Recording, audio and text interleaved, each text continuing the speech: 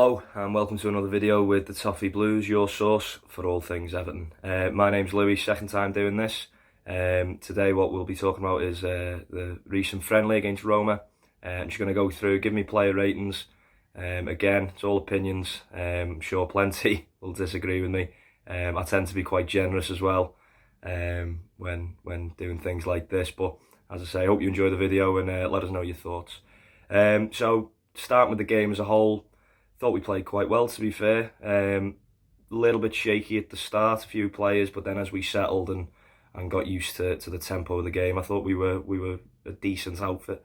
Obviously pre-season started not shakily, but obviously defeat at Salford, drawn to Sligo, and the game against Coventry. There was a few probably rightfully concerned around the manner of the performances, but it's all about getting fit at this stage, and you can see, compared to last season, I think the players looked a lot sharper than they did in the Lisbon friendly going back a year ago, which is obviously massive credit to Sean Dyche and his team as well, getting them up to speed.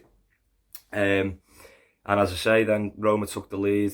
Wouldn't really say it was deserved, quite an even first half, and then I thought we were fully deserving ourselves of the equaliser and probably deserved to go on and win the game. But as I say, at this stage, the result doesn't matter as long as the performances were good, and for the majority they were. So we'll go through the ratings now. We'll start with England's number one, Jordan Pickford. Nice to have him back. From my seat in the Gladys, all you could hear first half was him barking out orders, something that I'm sure his defenders haven't missed, but I certainly have. Quiet game, didn't really have much to do, nothing he could have done with the goal. A good save late on to his right, and done well without making a save, narrowed the angle well in the first half, after an error from the centre half, O'Brien. And as I said, a solid performance, good in the air as always. So he gets a 7 from me. Told you I was generous, but yeah, good performance from Pickford. James Coleman next, obviously hooked off on 32 with a apparent calf injury. Hopefully that settles down and he can get himself back fit, but not really a lot of time to put in a performance, to be fair. So 6 out of 10, didn't really do much wrong. Just as I say, shame about the injury, and hopefully he's back soon. Left back Mykolenko, thought he was outstanding. You know exactly what you're going to get from Vitaly Mykolenko, and I've given him a rating that I feel like I'll give him a lot throughout the season, which is 7.5. Give him a 7.5. You know he's fairly limited going forward, although that is improving. He's linking up well with McNeil down that left hand side. That's grew from last season into this one as well. But defensively, there's not many better out there than Mykolenko. I think he's fantastic. What he offers Everton, I'd say from that defensive point of view, is second to none, really. So 7.5 for Miko.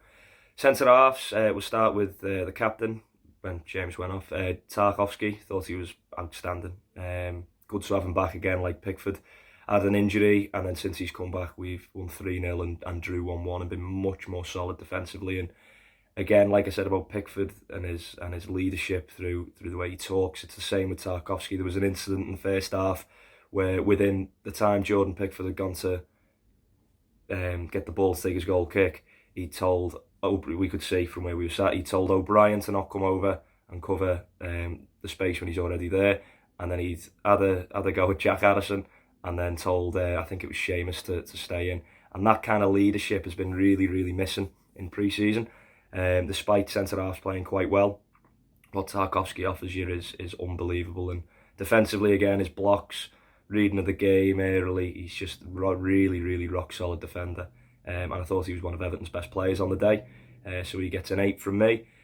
Jake O'Brien, the new lad, a little bit shaky at the start, but obviously understandable. He was playing on the left-hand side as well, which obviously anyone who's played centre-half, I'm sure, knows that when you switch him from side to side, it can be difficult, having played on the right than the left. Your body shape changes, all that kind of stuff.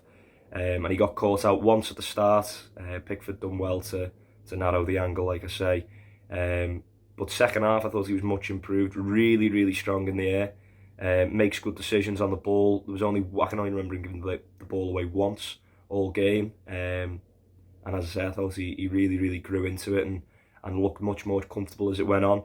And as I say, he's a massive threat from set pieces. You could see he didn't get himself a goal yesterday, but that aerial presence is a real advantage for Everton going into this season, from set pieces. But yeah, for me, he gets a 6.5. Really grew into it, and hopefully we can see more from him, because he's certainly a talent. Next up, my man of the match anyway. I need to start learning his name, because he's going to be an absolute player. Tim from Aston Villa. I'm still not going for it. I thought he was magnificent.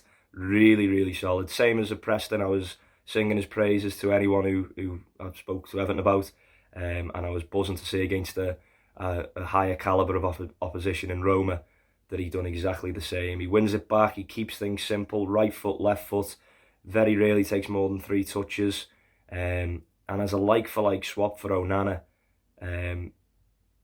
well, not like-for-like of course, but I think that Onana certainly has a higher ceiling, and you know that he's going to go on to great things, but for Everton, what we need, I feel like it's almost an upgrade in terms of what Everton need. Again, I'm not saying he's going to be a better player than Onana, because I don't think he will. I think Onana's got a really, really high ceiling.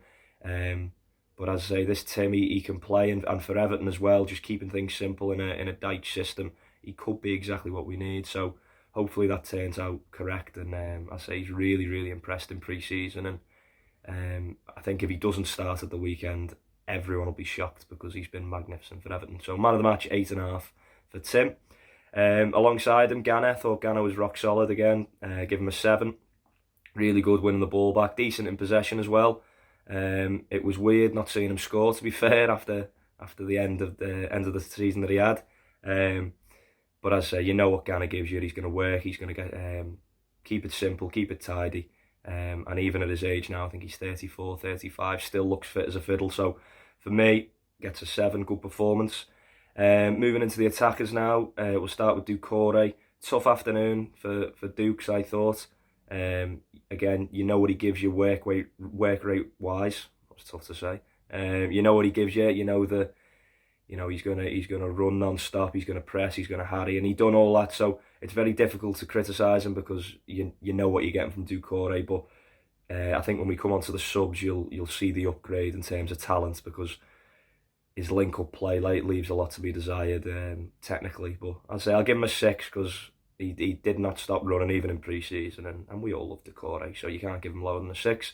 Jack Harrison, I'll go 6.5. Similar to O'Brien, I thought first half a little bit shaky, second half much better.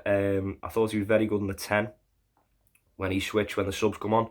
Again against Preston, first half in the 10, he was linking up well with McNeil, and it was no different when Ndiaye come on. I thought in the number 10, he played there once last season against Newcastle, when we won 3-0. And I remember thinking he had probably his best game for Everton, to be fair. So it'll be interesting to see what Dyche does regarding that, because he clearly offers you something different in there.